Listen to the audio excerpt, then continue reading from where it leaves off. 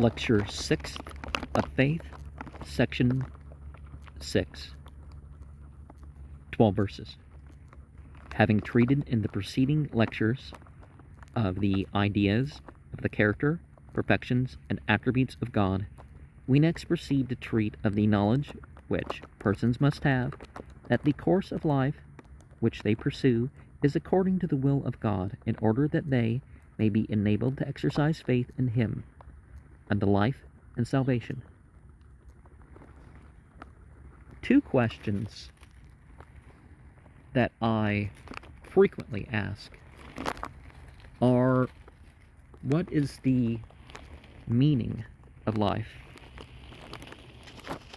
What is the purpose of life? People give different answers to each of those sometimes.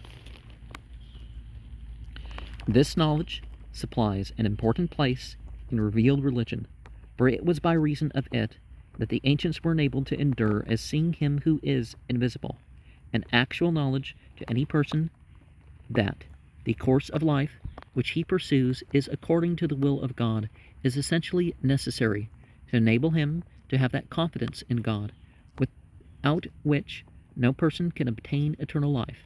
It was this that enabled the ancient saints to endure all their afflictions and persecutions, and to take joyfully the spoiling of their goods, knowing, not believing merely, that they had a more enduring substance. Hebrews 10:34.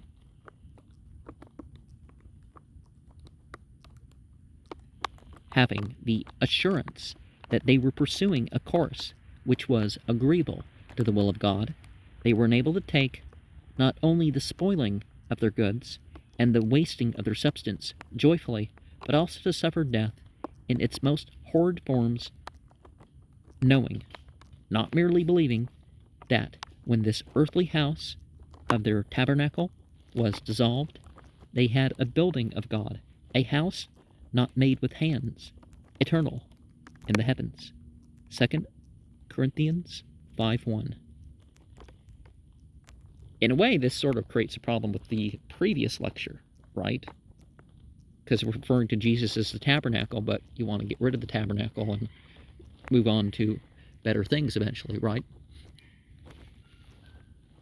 In this verse, such was and always will be the situation of the saints of God, that unless they have an actual knowledge that the course they are pursuing is according to the will of God, they will grow weary in their minds and faint. For such has been and always will be the opposition in the hearts of unbelievers and those that know not God against the pure and unadulterated religion of heaven, the only thing which ensures eternal life, that they will persecute to the uttermost all that worship God according to His revelations, receive the truth in the love of it, and submit themselves to be guided and directed by His will, and drive them to such extremes that nothing short of an actual knowledge of their being the favorites of heaven, and of their having embraced that order of things which God has established for the redemption of man, will enable them to exercise that confidence in Him necessary for them to overcome the world, and obtain that crown of glory which is laid up for them that fear God. For a man to lay down his all, his character and reputation, his honor and applause, his good name among men, his houses, his lands, his brothers and sisters, his wife and children, and even his own life, also counting all things but filth and dross, for the excellency of the knowledge of Jesus Christ, requires more than mere belief or supposition that he is doing the will of God, but actual knowledge, realizing that when these sufferings are ended, he will enter into the eternal rest and be a partaker of the glory of God.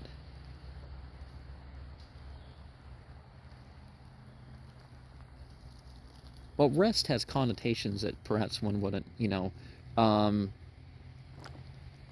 you can act in a rested way, right? So there's that too. Because, the idea that, this life is full of suffering and all this stuff is like hardship and suffering are actually kind of different, but for unless a person does know that he is walking according to the will of God, it would be offering an insult to the dignity of the Creator were he to say that he would be a partaker of his glory when he should be done with the things of this life. But when he has this knowledge, and most assuredly knows that he is doing the will of God, his confidence can be equally strong that he will be a partaker of the glory of God. Let us here observe that a religion that does not require the sacrifice of all things never has power sufficient to produce the faith necessary unto life and salvation, for from the first existence of man, the faith necessary unto the enjoyment of life and salvation never could be obtained without the sacrifice of all earthly things. It was through this sacrifice, and this only, that God has ordained that men should enjoy eternal life, and it is through the medium of the sacrifice of all earthly things that men do actually know that they are doing the things that are well-pleasing in the sight of God. When a man has offered in sacrifice all that he has, for the truth's sake, not even withholding his life, and believing before God that he has been called to make this sacrifice, because he seeks to do his will, he does know most assuredly that God does and will accept his sacrifice and offering, and that he has not nor will not seek his face in vain. Under these circumstances, then, he can obtain the faith necessary for him to lay hold on eternal life. Sam Harris particularly opposes Islam, not because he has found scientific errors with it or actual ethical errors in any inherent way,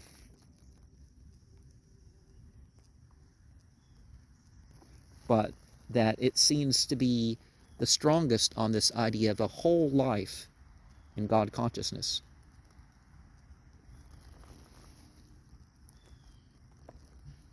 It is in vain for persons to fancy themselves that they are heirs with those, or can be heirs with them, who have offered their all in sacrifice, and by this means obtained faith in God and favor with him, so as to obtain eternal life, unless they in like manner offer unto him the same sacrifice, and through that offering obtain the knowledge that they are accepted of him. It was in offering sacrifices that Abel, the first martyr, obtained knowledge that he was accepted of God, and from the days of righteous Abel to the present time, the knowledge that men have that they are accepted in the sight of God is obtained by offering sacrifice, and in the last days before the Lord comes, he is to gather together his saints who have made a covenant with him by sacrifice. Psalm 53, 4, 5. Our God shall come, and shall not keep silence. A fire shall devour before him, and it shall be very tempestuous round about him. He shall call to the heavens from above, and to the earth, that he may judge his people. Gather my saints together unto me, those that have made a covenant unto me by sacrifice. Those, then, who make the sacrifice will have the testimony that their course is pleasing in the sight of God, and those who have this testimony will have faith to lay hold on eternal life, and will be enabled through faith to endure unto the end and receive the crown that is laid up for them that love the appearing of our Lord Jesus Christ. But those who do not make the sacrifice cannot enjoy this faith, because men are dependent upon the sacrifice in order to obtain this faith. Therefore, they cannot lay hold upon eternal life, because the revelations of God do not guarantee unto them the authority so to do, and without this guarantee, faith could not exist. Well, faith is when there is some reason, but not enough to know.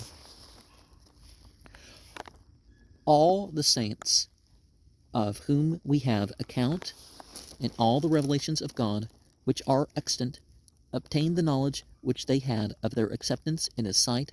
through the sacrifice which they offered unto him. And through the knowledge thus obtained, their faith became sufficiently strong to lay hold upon the promise of eternal life, and to endure us, seeking him who is invisible, and were enabled through faith to combat the powers of darkness, contend against the wiles of the adversary, overcome the world, and obtain the end of their faith, even the salvation of their souls. But those who have not made the sacrifice to God do not know that the course which they pursue is well-pleasing in his sight. For whatever may be their belief or their opinion, it is a matter of doubt and uncertainty in their mind, and where doubt and uncertainty is, their faith is not, nor can it be, for doubt and faith do not exist in the same person at the same time, so that persons whose minds are under doubts and fears cannot have unshaken confidence, and where unshaken confidence is not, their faith is weak, and where faith is weak, the persons will not be able to contend against all the opposition, tribulations, and afflictions which they will have to encounter in order to be heirs of God and joint heirs with Christ Jesus, and they will grow weary in their minds, and the adversary will have power over them and destroy them. Note, this lecture is so plain, and the facts set forth so self-evident, that it is deemed unnecessary to form a catechism upon it. The student is therefore instructed to commit the whole to memory.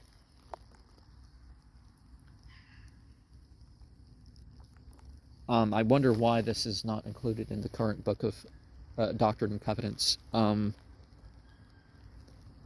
if they're constructing things, but if they're saying inspired, but maybe it's because they're referencing the Book of Commandments in a way that's the order or number or whatnot that's been changed.